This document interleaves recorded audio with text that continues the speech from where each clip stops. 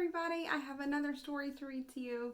This one is I Need My Monster, and it's by Amanda Noll and Howard McWilliam. This is one of my favorite stories to read. This one is really cool, and it's got a lot of funny characters that we're going to meet in it. Tonight, when I looked under my bed for my monster, I found this note instead. Gone fishing. Back in a week. Gabe. What was I going to do? I needed my monster under my bed. How was I supposed to get to sleep if my monster was gone? I tried to sleep, but it wasn't the same without Gabe. I missed his ragged breathing, his nose whistling, the scrabbling of uncut claws. How would I ever get to sleep without Gabe's familiar scary noises and spooky green ooze? It was no use. Gabe would be gone for a week, and I just had to have a monster. I climbed quietly out of my bed so my parents wouldn't hear me. Grown-ups have some strange ideas about monsters under beds. I knocked on the floorboards, and then I scrambled back under my covers, and I waited nervously. Would a new monster appear? What would it be like? Would his snorting be as cheerful as Gabe's? When I heard creaking under my bed, I knew the substitute monster had arrived. Good evening, came a low, breathy voice. My name is Herbert, and I will be your monster for the evening. Herbert? What kind of name was that for a monster? You don't sound scary at all.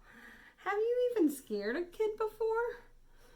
Well, no, but I've read all his best books on the topic.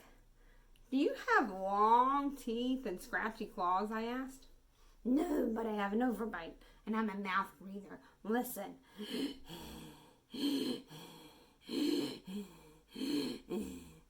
Herbert's panting was kind of scary, but it wasn't enough for me. Listen, Herbert, I'm sorry. I just don't think this is going to work. It's nothing personal, but I really need a monster with claws. Picky, Herbert complained. As you wish, I'll go. There was some more creaking, then Herbert was gone. Some scratching warned me that the second monster had appeared. Good evening, he said in a high, silky voice. My name is Ralph, and I understand that you need a monster with claws. If you would please lean over, I will show my arm for inspection. I crouched to the edge of the bed, hoping to see a horrible shaggy arm with sharp, ragged nails.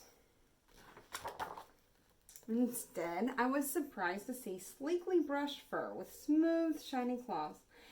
Excuse me, I don't mean to be rude, I asked. But is that nail polish on your claws? It is, Ralph replied. I believe professional monsters should always be well groomed. I could tell that this was not going to work either. I'm sorry to disappoint you, Ralph, but I need a monster with scary claws. Like Gabe's, I thought. I heard some more scratching, and I knew Ralph was gone. A minute later, a third voice from under the bed rasped, Check out these claws, kid. I gathered my courage and I peered over the edge. The claws were impressive, jagged and dark and razor sharp. So far, so good. I was a little nervous. Could you stick out your tail? I whispered. Sure, but don't get scared. I peeked through my fingers at the slimy tail slithering over the foot of the bed. That's when I noticed the bow. Are you a girl monster? Of course I am, she snapped. I'm Cynthia. Do you have a problem with that? Yeah, I do, I admitted. I definitely need a boy monster. Boy monsters are for boys, and girl monsters are for girls. Everybody knows that. Well, aren't you a picky one? She sniffed, and then she was gone. Was I being picky? No! I knew that my monster needed to be well-clawed and menacing. The whole point of having a monster, after all, was to keep me in bed imagining all the scary stuff that could happen if I got out. Then I heard a shuffling noise and some slobbering, and a fourth monster was under my bed. Hey, the name's Mac. One look at his claws proved that Mac was a big, scruffy boy monster. I shivered. Maybe this one would work out. Those are excellent claws. But do you have a long tail? I leaned over to see. No, my tail is stumpy, Mac slurped. But I do have an unusually long tongue. Why would I be afraid of a long tongue? I asked. Oh, I don't know, he said, trying to sound menacing. You never know when I might lick you.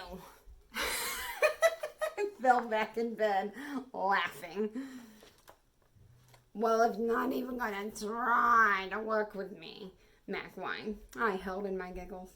I really don't think you should send me away, he warned. Kids who reject 5 monsters in one night. I did not reject 5 monsters in one night, I interrupted. My regular monster went fishing. Fishing, eh? Maybe he just left because you're so picky. Fine, I'm out of here, but I wouldn't expect another monster tonight if I were you. How was I ever going to sleep without my monster? I was surprised to hear more creaking under the bed. Loud creaking, with scratching. I thought no more monsters were going to appear tonight, I said. Sorry I'm late, kid.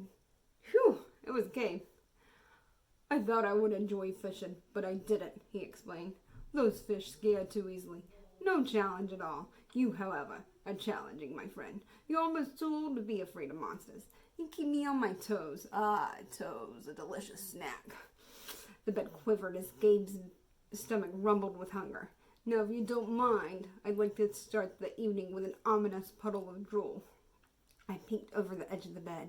Green ooze spread soundlessly from underneath. Then the bed trembled as Gabe unfurled his spiked tail. He was daring me to guess where he might pop up. I shivered. So, you had some substitute monsters tonight, Gabe said, sharpening his claws on my bedpost. Were you scared? Then Gabe was tapping. I could tell he wanted to know if I still needed him. No other monster can scare me quite like you, I giggled, diving under the covers and pulling them up tight. Through the blanket, I heard Gabe's soft, comforting snorts. Ha! I knew it. We're made for each other, he growled. When my blanket started to slip off the bed, I knew that Gabe was ready to eat. Now, if you could please stick out your foot, I'd like to nibble on your pinky. I yanked my blanket back up and scrunched in my feet so Gabe couldn't get them. No toes tonight, but you can have this, I offered, pushing a pillow off the bed. I didn't even hear it hit the floor. Gabe was back. The ooze was perfect. Everything was back to normal. I shivered again. I'd be asleep in no time. And there it is. One of my favorite books I love to read.